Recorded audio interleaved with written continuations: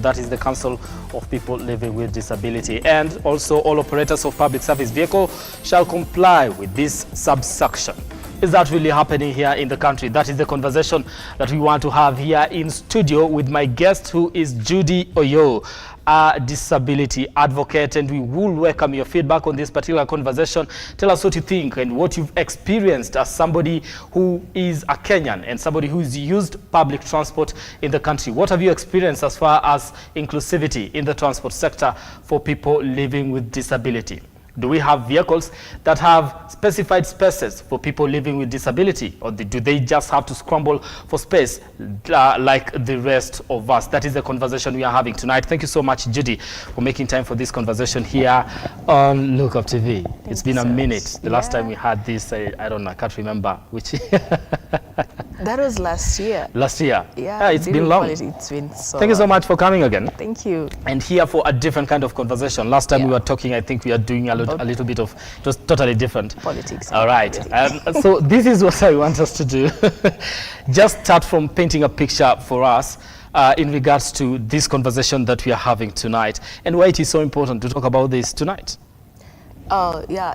Transportation system in Kenya is not much advanced when it's regard to persons with disability, because in Nairobi it's known of a very rough area and people are always on their toes, but it's so much complicated for the people with disability to get chances to use the public system.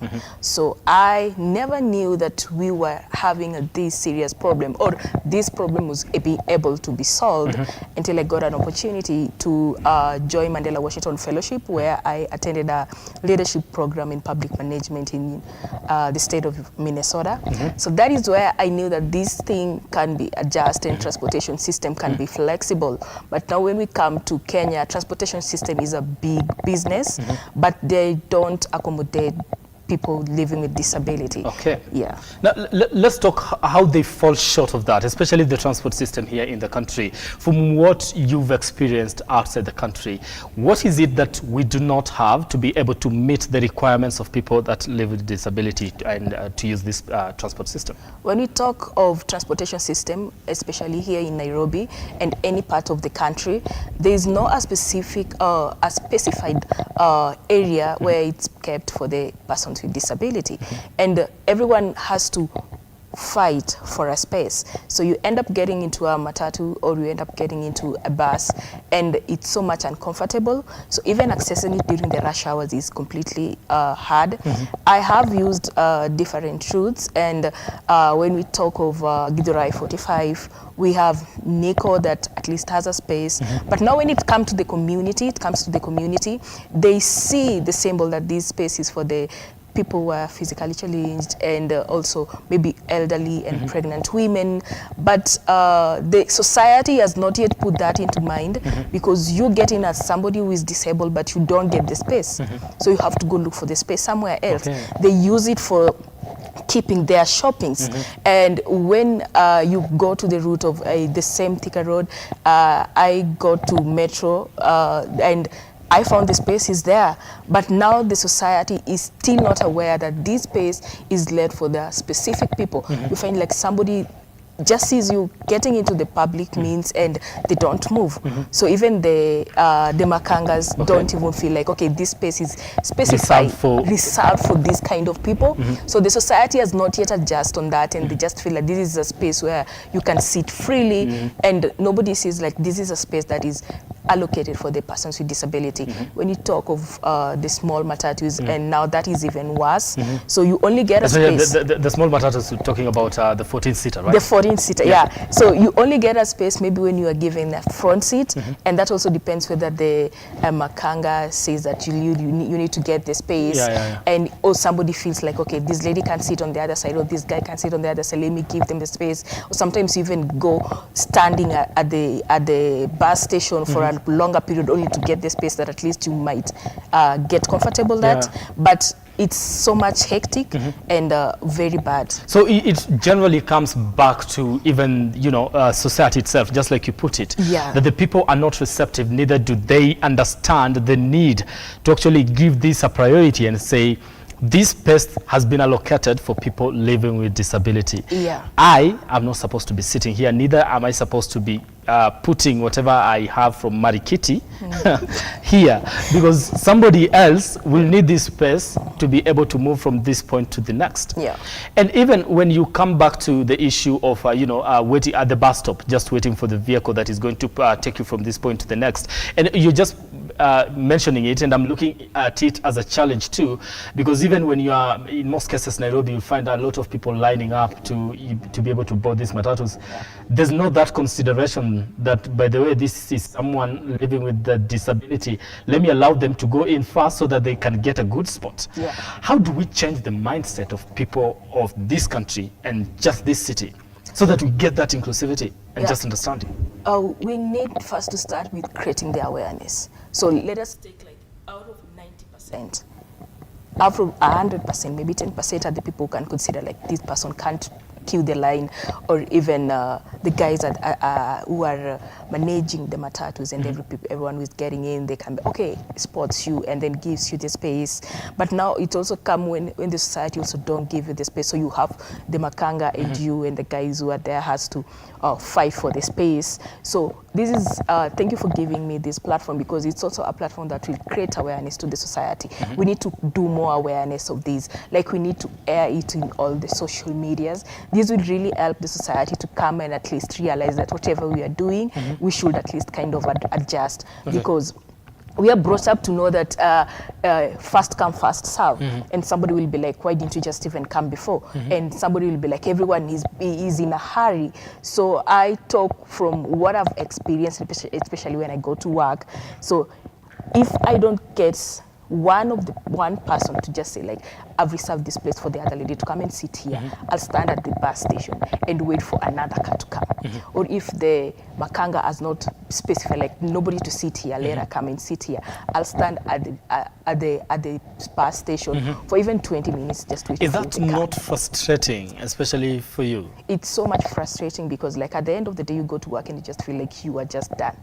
Yeah, because in society in Kenya, disability people have to work 10 times as the normal person for them to just fit in the society. And it's really straining and draining. Now when even you start your day in the morning, getting this challenge and not even accessing the public means, because also the public means has not been structured in a way that people have to adhere to the rules that it has to accommodate people with disability. When we talk of people with disability, we don't just talk of people who are disabled, because anyone can be disabled at any time. Somebody can get an accident or be sick and has to use the scratch, automatically you get to be disabled. You can get hold, and at the end of the day, you need a space because your knees are burning up. You can also, the part that has been allocated for the disability can also fit you. So when we talk of people with disability, we don't just mean people who are physically challenged, but anyone can be physically challenged at any moment, because we don't take these so much seriously, because we feel like it's far from us until we get to that age that we really need this space. So later on, if you give me a space as a person with disability, a space where I'm supposed to sit, a woman comes in who is pregnant also needs a space where she needs to sit. It will help a woman who is pregnant. It will help an elderly person. It will help somebody who was maybe using crutches because they're sick or got fractured or something. It will help the society. Specifically, not just the people with disability. But when we champion it, it's for the person with disability. But when you see the importance of doing this, it touches the entire society. Okay, let me come back to trying to understand the reason as to why don't we have this, because this is if you ask somebody, they'll be like, it should be general knowledge. This should be, it's no brainer. Like, we should not debate about it. Why are we debating about it? Why is it that, what would you say is the reason as to why maybe the public service vehicles will not consider spaces, most of them, just like we put it, will not have those spaces for people living with disability? Why is that the case? When we look at Kenya right now, everyone is looking for money. And you get to notice that every time that the fuel goes up, the price of the fare goes up. But when it comes down, the fare doesn't come down. And then people are out there competing. And I noticed few of the buses along Thika Road, they've even squeezed the spaces so that they can accommodate more people in the bus. But now, keeping on even squeezing the spaces pulls out the persons with disability. So our industry is more oriented onto what profit am I going to get, or not. The government is also not taking this much seriously. What I can say is that the government know that disability people are here, but they don't want to make it like they're seriously here. It's not that they hate you or something, or they don't want you, but they just don't think about you. Okay. Could it be maybe in terms of the numbers? Are we looking at marginalization and say, okay, this is a group that you're looking at them and saying, it's not, if it's not 90%, then we are not going to consider it as much? Yeah, people get to see it and feel like the disability people who are using the public means are not that quite much, but they do. Go to Nairobi at the streets, you'll find every seat, you'll find somebody seated down and asking for money, you see. And now it comes to the problem where they don't even get the opportunity to go to school. So not getting the opportunity to go to school makes them even not get the opportunity to get employment. So not getting an opportunity to get employment makes them not even a smaller percentage of them. You will find them at the queue. So it's not that much big. So that's why you get in the entire bus, it's 4 seats. And it can accommodate the number. The number is not that big that will make the Matatu guys feel like they're gonna go for a loss. No, the number is small, especially for those people who at least have got an opportunity to go to school, or even have got an opportunity to get employed. Because out of disability people is 7% that are employed. There's high unemployment rate for the persons with disability, and there's high dropout of school for the persons with disability, and there's high number of people with disability or children with disability who have been deprived the opportunity to go to school. Okay. Yeah. Let's get back to now how getting to solve the problem that we are actually experiencing at this particular moment. What would be the best way to treat from somebody who has experienced it, because I could be speaking from it and I'm like, I want to assume that everybody gets to understands. I'm like, why are you not understanding this? Why are you not doing this? Because this seems like the right thing to do. But some people will be like, no, kila mtu ajitegemee. So you go to a bus stop and somebody, there's someone with disability there, and nobody gives up, you know, a hoot or whatever. Nobody cares for that. And just leaving people there when they really can't really scramble for that particular seat in that particular vehicle. How should people start treating one another moving forward with this, you know, so that we get to understand it in a broader perspective? What I would say is that is for the society to know that regardless of me wanting to reach at work very early, there's also somebody who wants to reach at work also very early. And also, this should be an awareness that should be created, like I keep on saying, the awareness. The awareness should be created to the makangas. The awareness should be created to the drivers.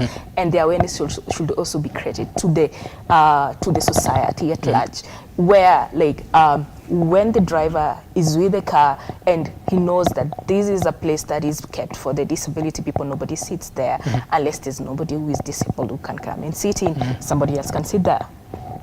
And then it goes back also to Makanga. This is a place that is allocated for these specific people, and if there's no that person and now you're going out, it can accommodate somebody else.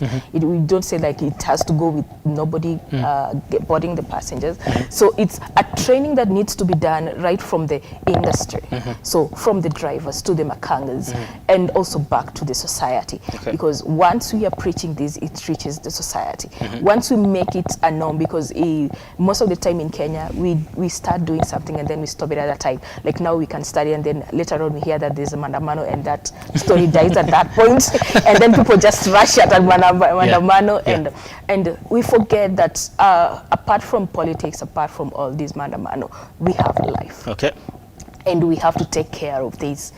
So getting this kind of platform and getting also to the county government at large to get a function that will preach this awareness, because the government needs to sponsor this and to have an awareness both to the driver, put a restriction, just like when we were having the the belt, the safety belt with the late Michuki. Back then when you were having Michuki, and Yeah. I remember I was young, but I remember people asking, so if I'm holding a child, how do we get to? So there was a whole conversation around it. Yeah, so people were so much rigid, and then Michuki kept on doing it. Yes, I was so much young, and then I saw it because I remember when we used to board a car, and you were standing because you are a kid, you can't sit down, but it reached to a certain age, you have to sit and use the belt.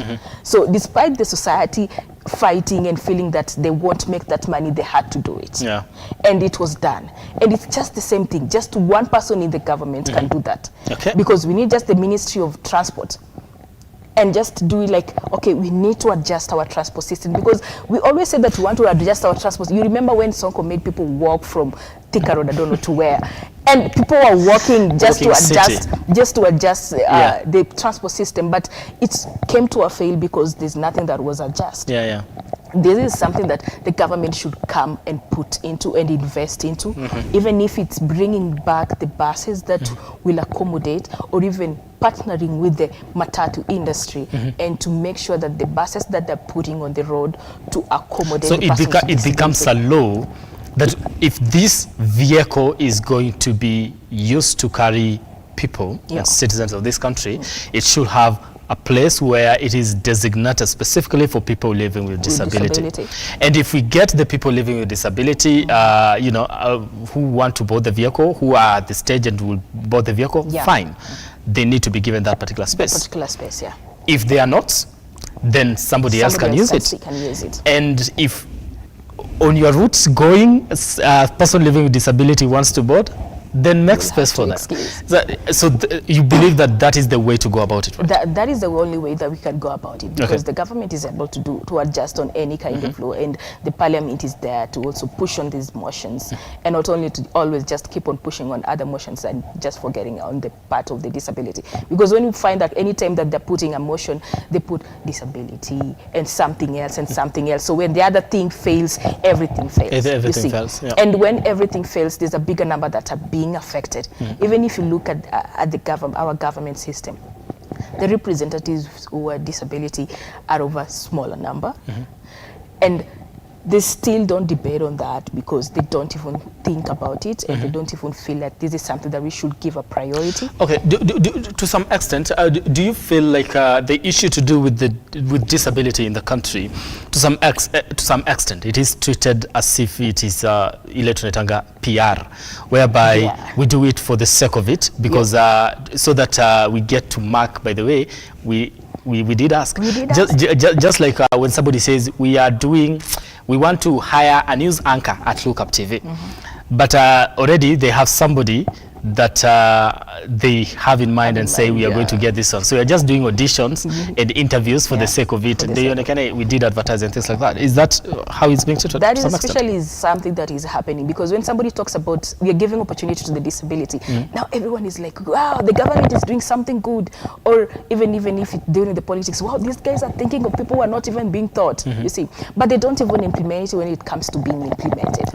Because when you see during all the campaign, everyone was like championing for the people with disability, giving them chance and giving them certificates to go and campaign, and it stopped at that. It's all about PR and also making the society feel that there's something that we are gonna do, but they don't end up doing it. I'm going to go political a little bit, because you've raised a very important point in regards to whether they're being included in all this or not. And I remember having a conversation, in some group on WhatsApp, and somebody said, you see, we are having bipartisan talks, but I'm not seeing people with disability included in these talks. So, and yet, when we talk about people living with disability, they need to be included in most of the things that are happening in the country. We need to have a percentage of that. That is according to law. Now, this is the thing. How do we make the voices of the people living with disability heard, especially on the issues that are very pressing to them? And these are basic stuff. We're not fighting to have a president or a deputy president as somebody who is living with disability. We are asking, could you kindly facilitate and make sure that my movement from Nairobi to Nakuru is efficient? How do we get their voices heard? When we look at most of the thing in our country or even in Africa, we are ruled with the politics. Like politics takes the day. And when you look at the appointment, if we have few appointments in those seats or in those parliament, they won't even be heard in the first place. You talked about the bipartisan meeting. There's nobody who is disabled that attended the meeting. And we have Tim Wanyonyi, who is also in azimio. So I was like, was he not somebody who can also come in and advocate for that? So they only think of disability people when they're campaigning. They only think of disability people when they want to appoint people in the power, because when the government got it and they said that they're gonna give chances for the disability people, look at his cabinet or something, people who are appointed, I think is Lanok or something. He's the only one who is there, and Mwaura.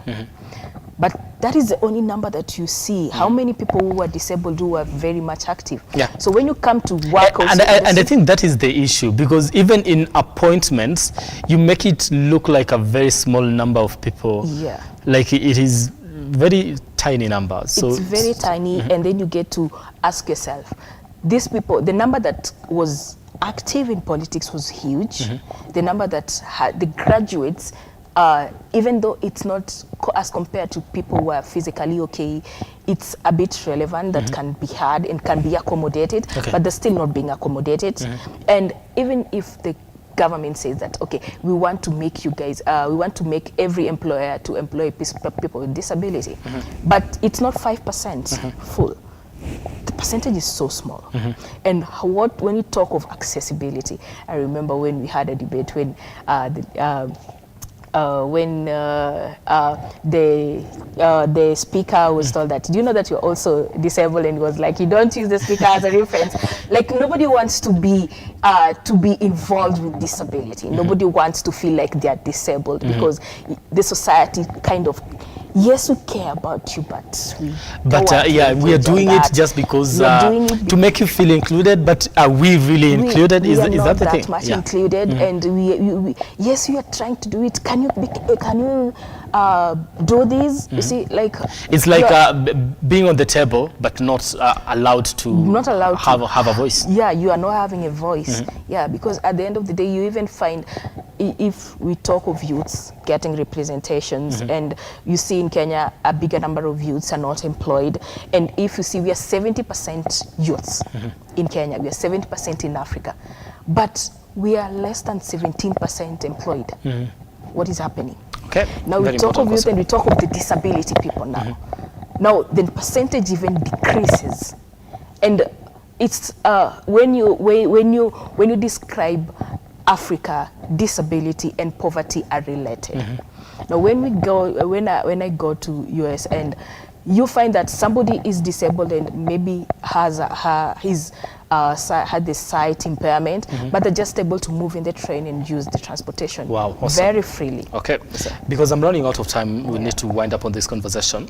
Let's talk about what you're doing in regards to the same, and just pushing for the voice of the people living with disability. Talk to me about that in just a few seconds. As at now, I am advocating for the persons with disability on their rights and inclusivity. I major so much in people amputation, people who are amputees, on getting access to the crutches and the prosthetic limb, which are quite expensive in Kenya. I got an opportunity to join Mandela Washington Fellowship, and I'm alumni 2023, and that has given me opportunity to also engage with other leaders who are coming outside Kenya, in entire Africa, and in the US. So giving us this opportunity makes it, that is where I said that I have to start from home and advocate for this. And the first thing that I had to do after my program was to start with the transportation system. So I am looking forward to champion for the transportation system and disability in Kenya, for the inclusivity for the disability in Kenya, until that day that I think I'll rest and say that bye to the world. Okay. Well, they're looking forward to working with you in just making sure that the voices are heard as far as disability and transportation is concerned, because it's such an important conversation that we should be having most of the time. That is very true. And December 9th is the Disability Day, and we don't need to forget that, because we also have to host a program that that will also create awareness to the society on people with disability. All right, Judith Oyo, who is a disability advocate, thank you so much for making time for this conversation here on Look Up Weekend. We really do appreciate it, a conversation that should be happening, and just not include people with disability because we say it is the right thing to do. No. We don't do it for PR. We should do it because we feel compelled to do it because the law says it should happen. And also just that it's a sensible thing to do to some extent, yeah, right? And not just so that we get to pass as people who have ticked all the boxes in regards to what we do offer. Because I remember there's a time even in the Senate when I think there was a petition that had been presented there, and Crystal Asige, who is the senator, nominated senator, said, okay, why am I not included in this? When you are handing over this, you did not keep in mind that I am somebody who is visually impaired and I need a copy of the same. So how am I supposed to contribute to this debate if I can't even, read this? So what exactly is supposed to happen? And yeah, things like that. When you get to ignore small stuff like this, we don't do that. Right. Thank you so much for making time for this conversation here on Look Up Weekend. Let's do this again next time. My name is Brian Amwai. My guest tonight has been Judith Oyo, and my director tonight was Dan Orondo. And he says it's time to go home. All right. Good night. God bless you.